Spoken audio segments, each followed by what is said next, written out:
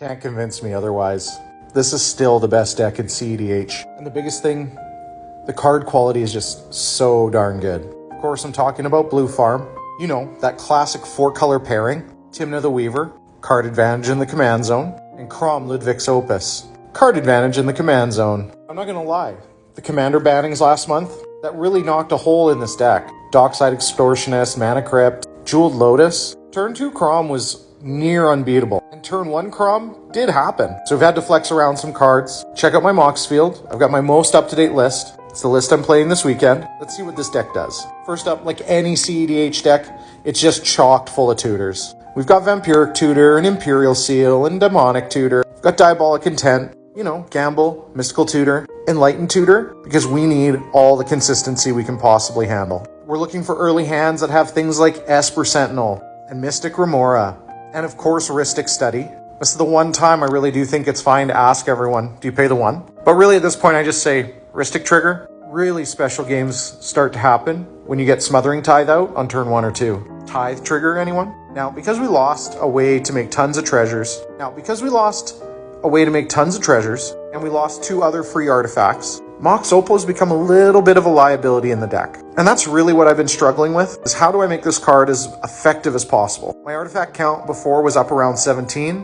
Right now it's down at 14, but I've made some changes to get it there. Say hello to the deck's new best friend, K9 Mark 1. It's a 1-drop legendary, and it's an artifact. I mentioned the legendary part as well because I've also added Mox Amber into the deck. And while a 3-mana commander isn't great for turning on Mox Amber, having Ragavan and K9, and then also Lotho as a 2-drop, I think those are all going to be really good as well. The other thing I've added to the deck, in place of Manamo, which I was using to untap the One Ring, is Seed of the Synod. It's another artifact to turn on Metalcraft, and it's doing the same thing functionally as Manamo as far as colors go. I mentioned the One Ring. This deck is all about draw engines, so of course we're playing the One Ring. And the deck is full of interaction. I think I have 29 instants in the deck. So we've got Force of Will. Obviously for the epic stack battles, we've got Mindbreak Trap.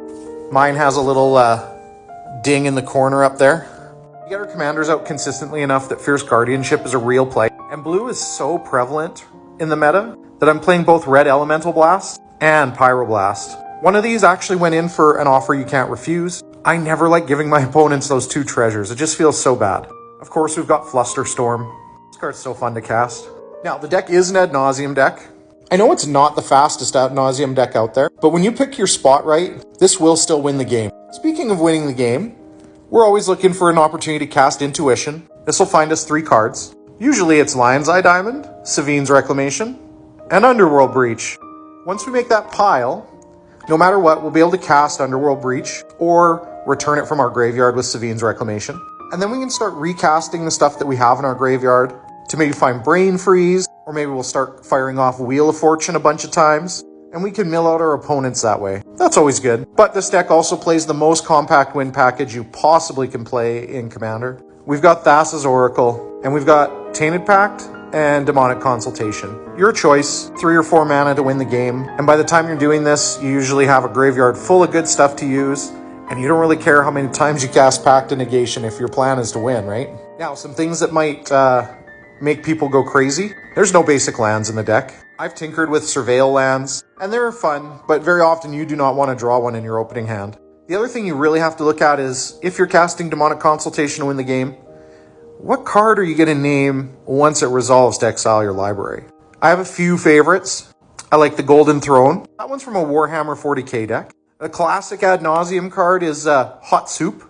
Lots of people like You Are Already Dead, but I think the funnest one is Admiral Blorpity Bloop Blorp, which ironically is legal in Commander, even though it's from an Infinity set. I know cEDH isn't for everyone, but when you really like playing with that competitive edge and you like to see really wild interaction on the stack, getting in there with the best mid-range deck in the format, drawing 3 cards, and letting your opponents know what a tough time it is on the farm, that's a real good time. One more time, if you want to hear more about the decks I play, or the decks you play, make sure you like, follow, share this video, and we'll see you next time.